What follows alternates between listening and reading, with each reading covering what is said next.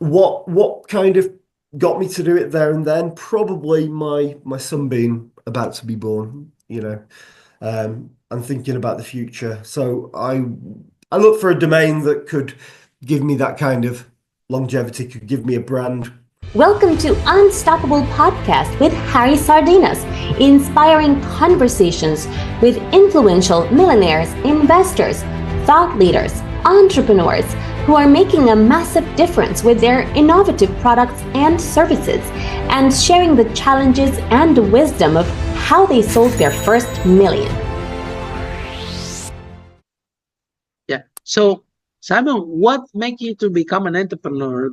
Why do you have any entrepreneur in your family? Also, what the story? Why you decided to build Go Traffic? So, do I have any entrepreneurs in my family? Not really.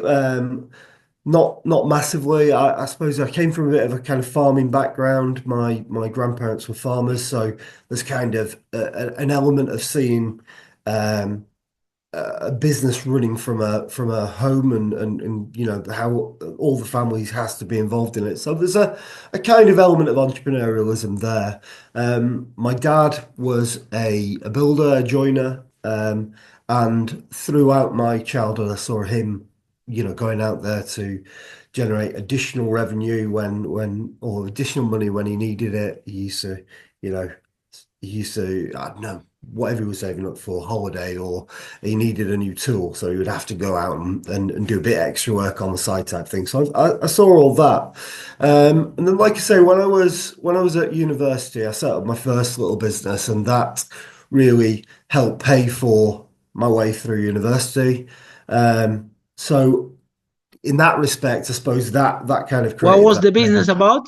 well, I don't know whether I should really admit this, but I I had a rattery, so I used to breed rats, pet rats, um, and I sold thousands of pet rats over the years. And then I Wow. started, yeah, and then basically it was a hobby, it was a science experiment, it was all these things. Somebody once said to me that I said I'd really like to breed a certain kind of rat. Uh, a blue variegated Dumbo Rex. And bear in mind, this is like 20 odd years ago. And one of the kind of leading rat breeding people in the UK said it can't be done. There's too many factors to go in. So I mapped out this big kind of plan. This is how I'm going to do it. And it took 6 years to breed this rat. And Really? Wow. it took me 6 years. It took a lot of generations, but I eventually managed it. Um, but And in the it's process of compliant that, now, can be a pet yeah, after so yeah. many years. Well, yeah, they're out there. So in the process, I exported rats to Russia, to the Netherlands. They're out there. The descendants of all my kind of breeding program is out there in the world. And not only did I do that, I also started to build cages for other people interested in keeping rats. So and then I sold those online as well. So that was, bear in mind, very early days of the internet at that point. So I had people. I used to live in Manchester at that time, and people from all around the country kind of came to Manchester to meet me and to buy rats off me or get cages from me and all the rest of it. So, and I had my own little website doing what it was doing. It was called Cosmic Squeak Rattery. So maybe that was the source of your pet's business because you need to drive traffic in order to sell, right? Definitely, and I remember somebody having read the website and they were talking to me about some of the pages that they read and how they found me, and I remember that is always, I always think about that as being one of my first kind of stabs into the area of SEO. What kind of cemented that was I was working for a marketing agency. So the first kind of proper job that I got was working for a marketing agency that exclusively did marketing for the commercial vehicle industry, so vans and trucks. And I was involved in a PR campaign, a marketing campaign for Isuzu trucks at the time. And I started noticing that whenever I put press releases out and got links from places, this got them more traffic. So I started to see what was happening. Um, and yeah, so that was 20 years ago, when that happened. And from there, I moved on to a company called We Buy Any Car, which is where I was Yeah, the I hear brand about it. manager. Yeah, Yes. it was just in its kind of infancy at that point, but I was the brand manager for We Buy Any Car at that stage.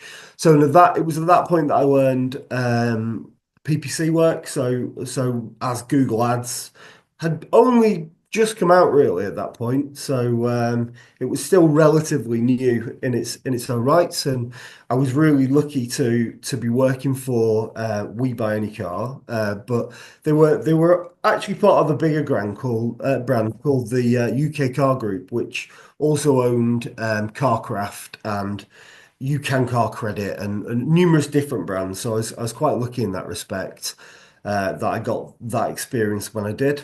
And then I think that I was looking for a kind of side hustle, if you like. We didn't call it side hustles back then, but I was looking for an opportunity to do some work, and I started by originally doing some market research for people. Look, getting back in touch with some of my contacts from the commercial vehicle industry. So I did a bit of market research there. But I'd really got into the kind of search marketing side of it, so SEO, PPC. Um, I had a a blog, if you like, on a website called LiveJournal, which people might remember LiveJournal. It was one of those early blogging platforms, and that blog was called Grow Traffic. And so I eventually bought the domain. One of the things that kind of precipitated it was my wife was pregnant at the time, and I think now I'm never 100% sure on the date of this, but I'm pretty sure it was either the 13th or the 9th of October when I bought the domain, and my son was born on the 17th of Oh, October. the domain is good. Yeah, The domain is just spectacular. I have to yeah, say it's, that. it, Uh, it I think if I you had sell it, you can retire. You can sell it for a lot of money. it's not bad. Yeah. It works for me. So yeah. So what kind of got me to do it there and then? Probably my son being about to be born. I'm thinking about the future. So I looked for a domain that could give me that kind of longevity, could give me a brand, would enable me to potentially in the future build it into an agency in its own right and not just a freelance concern, but also would work as a freelance concern if that was all it was ever going to be. So that's kind of how it started. Few false starts over the years, as I think everyone does. Tried to work with different people. There was the big kind of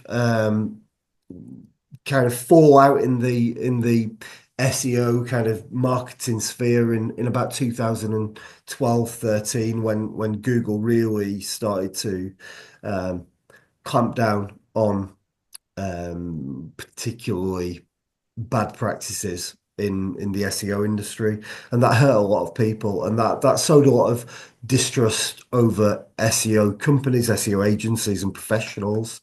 So, and that set us back a bit, and so there's been a lot of things that have gone on over the years that have kind of got us to this point. But yeah, I suppose it was those early experiences of trying to generate revenue whilst I was at university. It's the experience I had running a campaign with and for Isuzu trucks and We Buy Any Car, and then trying to come up with something that I could do just as my son was being born.